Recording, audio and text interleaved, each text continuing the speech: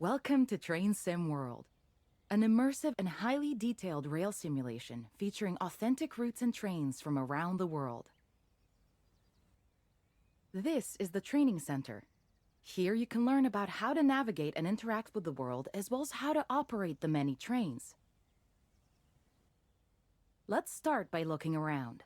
Find each of the markers and look at them.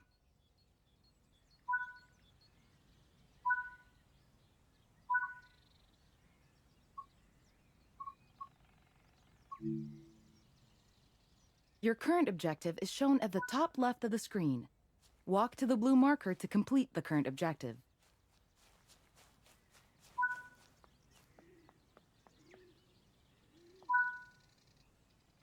You've been awarded some action points. These are displayed in the top right corner of the screen and count towards your overall experience level for the game.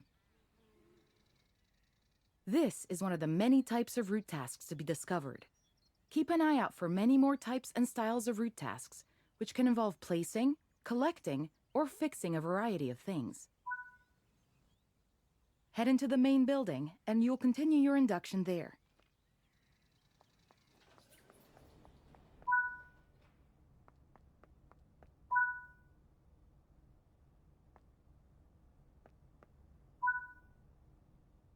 You can pause Train Sim World at any point to review objectives and a lot of other information about what's happening at the moment. Try it now, and then return to the game after you've had a look around.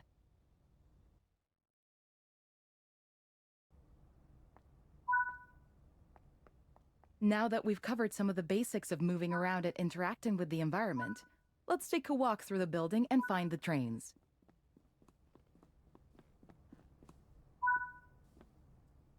This is Central Square. From here, you can explore the main training center depot and surrounding yards.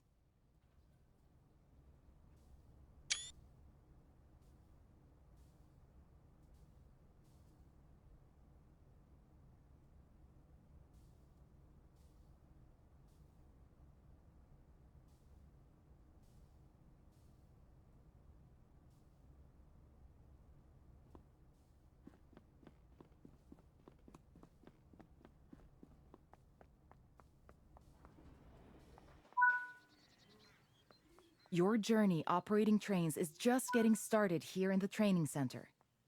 Remember, you can always come back here from the main menu to refresh your knowledge if you're unsure about anything. Continue to learn and other training modules here in the training center, and then you'll be ready to take on more challenges in other environments.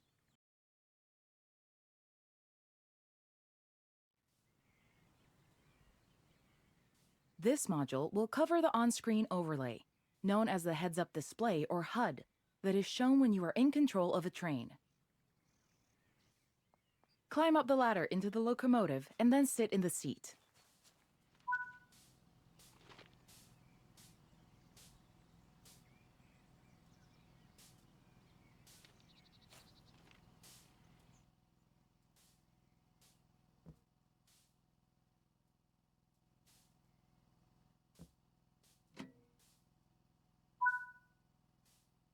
Welcome to the most important seat in the train. While sitting here, you'll be in full control. Before you think about moving the train, though, let's look at the HUD overlay that's appeared on the bottom right.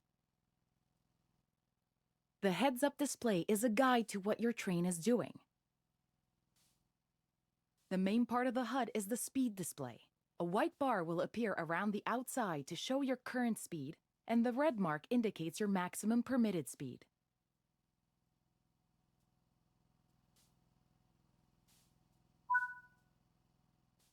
This is the direction display. An arrow will indicate forward, reverse, and neutral directions.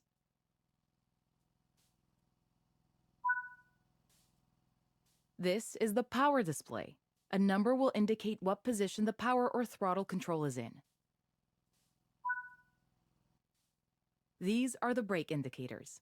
The exact ones shown will vary by train and will often be visible in the train itself on various gauges. They tell you what's happening in the braking system. The most important one is the BC or brake cylinder. If that's reading 0, then your brakes are released. Anything else, and brakes are applied and you won't be able to move. Every train can have small variations in the HUD unique to the way it works, but they will mostly look the same. As you learn to control new trains, study the HUD and learn how it helps you operate it. If you want to see this again, you can rerun this training module at any time.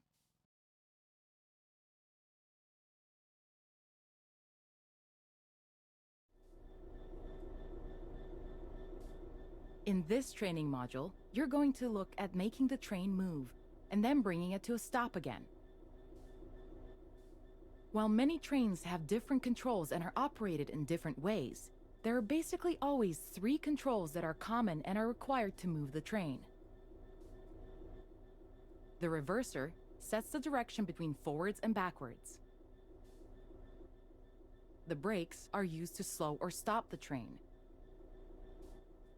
The throttle controls how fast the train accelerates. We want to move the train forwards, so move the reverser in that direction. Keep the brake control in release until you can see the brake pipe control needles are reading 5 bar, pointing upwards. This will release the brakes fully.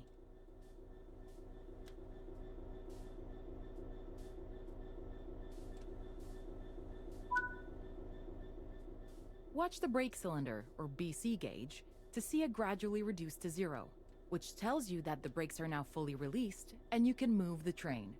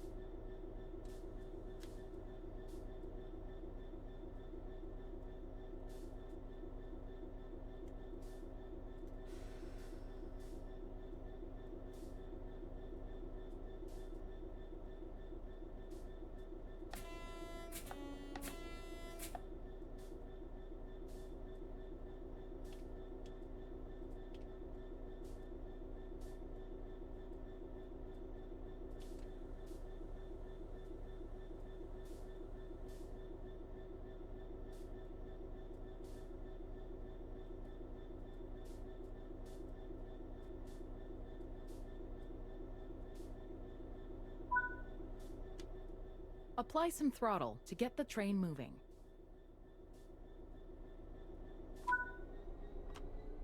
As you apply power, notice the amp bar rising. This is the amount of power being fed into the traction motors.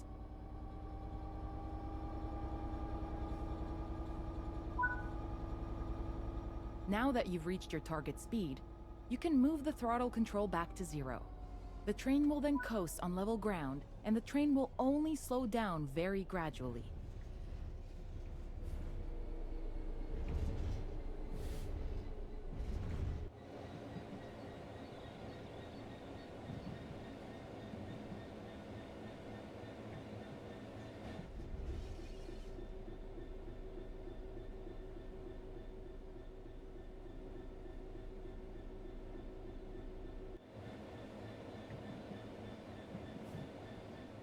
While the specifics of operating brakes vary from train to train, the basic process of stopping is fundamentally the same. Bring this train to a complete stop by holding the brake control in the apply state until you see the brake pipe control needle in the center of your cab desk showing about 4 bar. The amount of braking you'll need to apply also varies depending on whether you're going uphill or downhill, and how heavy your train is.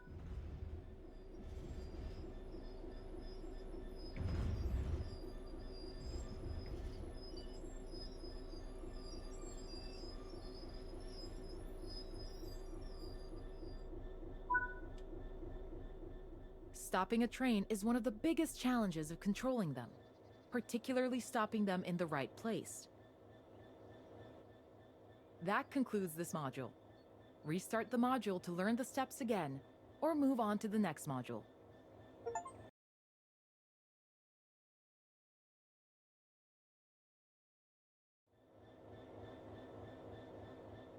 This module will go over the fundamentals of operating junctions to change the path your train will take, and how to navigate using the map.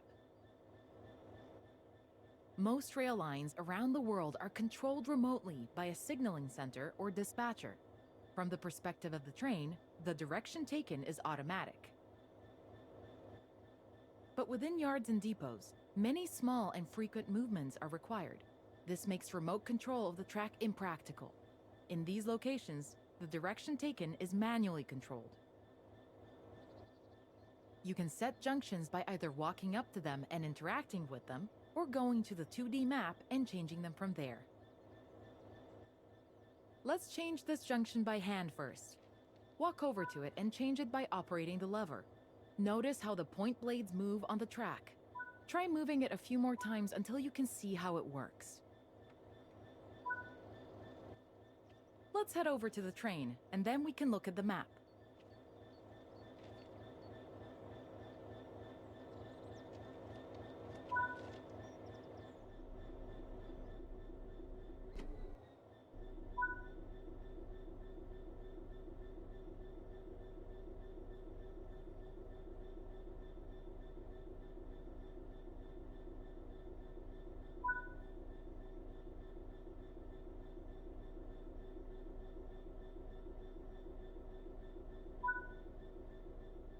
Your junctions are set correctly.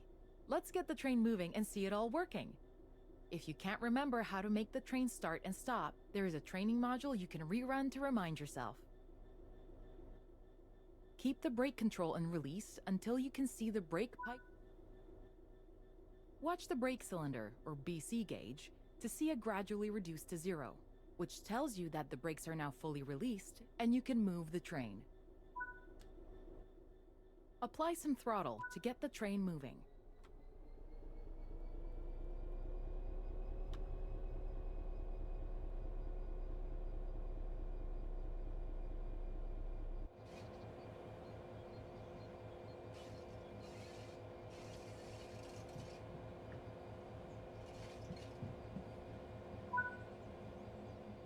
Now that you've reached your target speed, you can move the throttle control back to 0. The train will then coast on level ground, and the train will only slow down very gradually.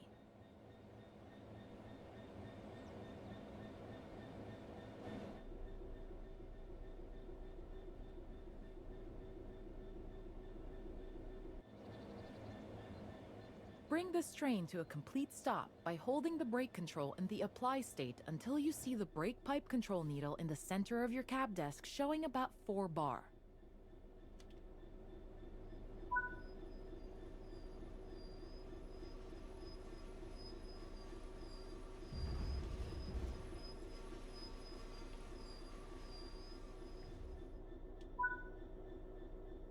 That concludes this module. All the junctions in the training center are manual, so you can go anywhere you wish using the map and by changing junctions manually. If you want to practice, go to Explore on Foot in the training center. You'll find trains dotted around, and you can practice driving them and moving them around the yard. Don't forget, you can always rerun this training module later if you can't remember any of what's been covered.